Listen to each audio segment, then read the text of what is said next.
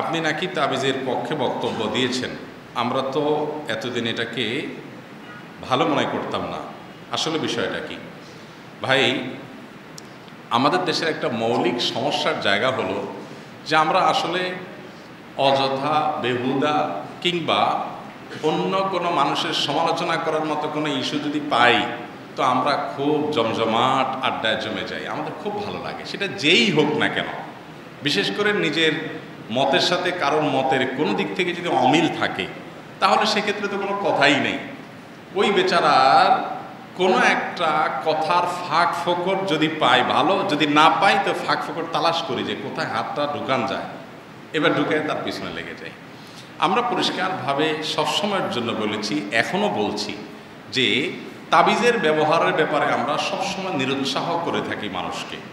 এবং আমি নিজে তাবিজ ব্যবহার করি না, আমার পরিবারকে ব্যবহার করাই না, আমি আমার আপনজন কাউকে তাবিজ ব্যবহার করতে পারি না। আমি তাবিজের পক্ষে তাবিজ ব্যবহারের জন্য মানুষকে উৎসাহ কেন দিতে যাব? নবী করিম সাল্লাল্লাহু আলাইহি সাল্লাম তাবিজ ব্যবহার করেন নাই, উনি কাউকে তাবিজ দেন নাই, দিতে নির্দেশ করেন নাই। অথচ কোরআনকে শেফা হিসাবে তিনি নিয়েছেন, সাহাবা একরাম নিয়েছেন। সচরাচর আমভাবে যেটি সেটা হলো এই ঝাড়ফুঁকের আমলটা, এটিই সাবেত বিভিন্ন হাদিস থেকে। অতএব ঝাড়ফুঁক কোরআন কারীমের কোনো আয়াত তেলাওয়াত করে ঝাড়ফুঁক করা পানিতে, তেলে, শরীরে, বিভিন্ন কিছুতে, এটা সুন্নাহ দ্বারা সাবেত, নবী করিম সাল্লাল্লাহু আলাইহি ওয়াসাল্লামের সুন্নাহ থেকে এটা প্রমাণিত। অতএব আমরা সেটার ব্যাপারে উৎসাহ দেই, তাবিজ লিখে ঝুলিয়ে রাখার ব্যাপারে আমরা উৎসাহ দেই না। এমনকি কোরআন কারীমের আয়াত লিখেও ঝুলানোর জন্য আমরা কাউকে পরামর্শ দেই না, এখনও দিচ্ছি না। এটা চূড়ান্ত কথা। বিশেষ করে যখন আমাদের সমাজের বাস্তবতা হলো যে তাবিজ দেওয়া, তাবিজ নেওয়াটাকে একটা প্রফেশন হিসাবে এক শ্রেণীর মানুষ এটাকে বানিয়ে তারা নানা ধরনের অপকর্মে এটাকে বহুলাংশে ব্যবহার করছে, এরকম একটা বাস্তবতা যখন আমাদের সমাজে আছে, তখন সেক্ষেত্রে তাবিজ দেওয়ার জন্য মানুষকে উৎসাহ দেওয়ার তো কোনো যৌক্তিকতা থাকতে পারে না।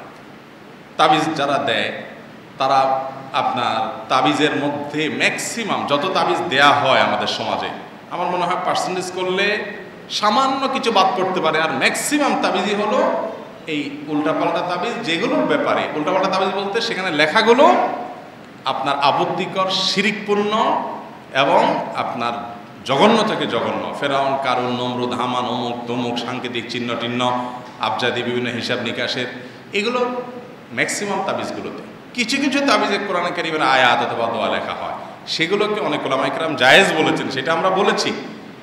এইগুলোকে আমভাবে এই কোরআন কারীমের আয়াত যদি লিখে কেউ তাবিজ হিসাবে ব্যবহার করে, আর সে তার আকীদার জায়গা থেকে এই বিশ্বাস ক্লিয়ার রাখে যে আল্লাহ তাআলা আমার শেফা দিবেন, কোরআনকে শেফা হিসাবে নিতে বলেছে, তার একটা পদ্ধতি, এটা তিনি যদি গ্রহণ করেন, এটাকে ভালো মনে করে, সঠিক মনে করে, জায়েজ মনে করে, ওলামাদের ফতোয়ার ভিত্তিতে যদি কেউ এটা গ্রহণ করে, তাহলে সে শিরক করেছে, মুশরিক হয়ে গেছে, এমনটি আমরা মনে করি না।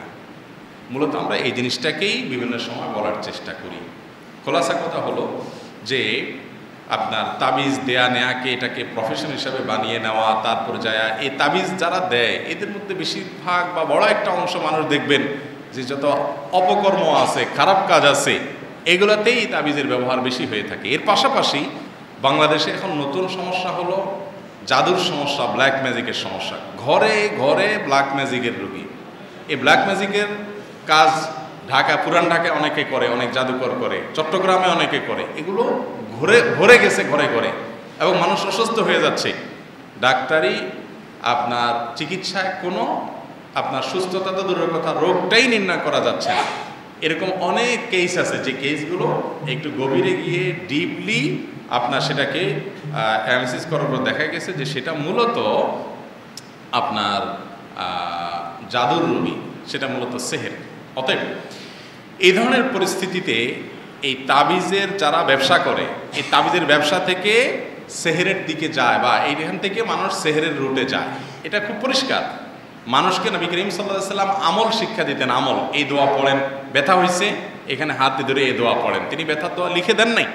নবী করিম সাল্লাল্লাহু আলাইহি সাল্লাম সাধারণত যে কোনো অসুবিধার জন্য মানুষকে আমল দিতেন। আপনি এই আমলটা করেন, এই সূরা পড়েন, এই আয়াত পড়েন, এই দোয়া পড়েন, এটা করলে এটা হবে, আমল দিতেন, তাবিজ দিতেন না।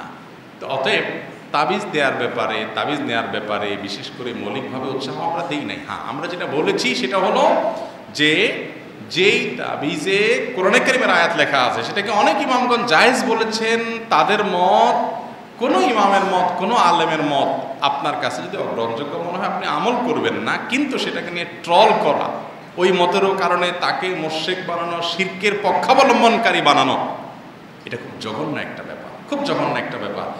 ইজতেহাদি বিষয়ে মাসআলাগত মতপার্থক্য থাকতে পারে, এটা স্বাভাবিক। একটা হাদিসের ব্যাখ্যা একজন আরেক রকম বুঝলেন, আরেক ইমাম আরেক রকম বুঝতে পারে, কিন্তু আপনি সেটাকে নিয়ে ট্রল করবেন, আপত্তিকর মন্তব্য করবেন, এটা দুঃখজনক একটা বাস্তবতা আমাদের সমাজে। ফেসবুক একটা প্রজন্ম তৈরি হয়েছে, এদের আসলে কোনো কাজ নাই, এদের কোনো কাজ নাই, মানুষের পিছে লাগা হলো কাজ।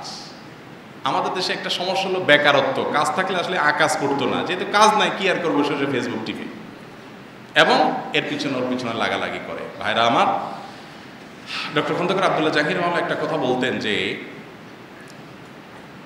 নিজের 4 রাকাত নামাজ মনোযোগের সাথে পড়তে পারি না, মন চতুর্দিক চলে যায়, আল্লাহর কাছে নিয়ে কি দাঁড়াও, কি নিয়ে যাব দাঁড়াবো, সে হিসেব দেওয়ার মতো তেমন কোনো পুঁজি নাই।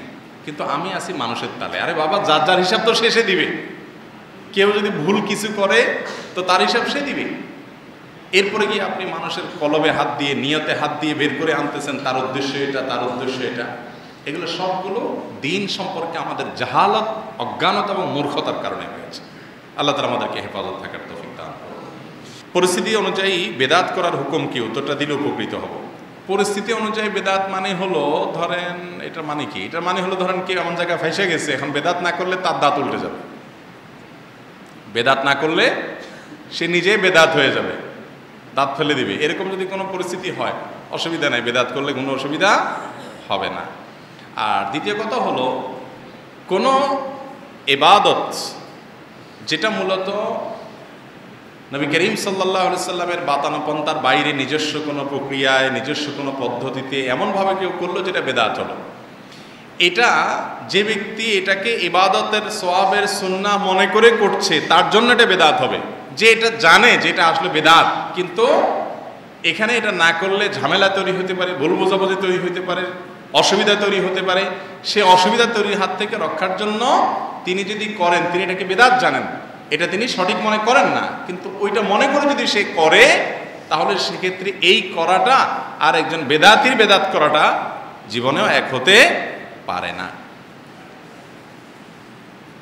আল্লাহ রাব্বুল আলামিন কোরআনে কারিমে তো এই অনুমতি দিয়েছেন, কেউ যদি কুফরি কালাম মুখ দিয়ে উচ্চারণ করতে বাধ্য হয়, তাহলে সেক্ষেত্রে বাধ্য হয়ে সে পরিস্থিতিতে পড়ে জীবন রক্ষার প্রয়োজনে যদি সে করে, তাহলে সেক্ষেত্রে তার ঈমান নষ্ট হবে না। বেদাত তো অনেক পরের কথা। তো এই জন্য কোনো পরিবেশে, কোনো পরিস্থিতিতে যদি কেউ কোনো বেদাতে লিপ্ত হতে বাধ্য হয়, তার মনের ভিতরে অপরাধ বোধ আছে, সে আল্লাহর কাছে ঠিকই মাপ চাচ্ছে, কিন্তু পরিবেশে, পরিস্থিতিতে এই মুহূর্তে না করলে নানা রকমের ঝামেলা তৈরি হতে পারে, মানুষের ভিতরে ভুল বোঝাবুঝি তৈরি হতে পারে, তাহলে সে এটা করলে ইনশাআল্লাহ আশা করে যে আল্লাহ তাআলার কাছে সে এর জন্য পাকড়াও হবে না।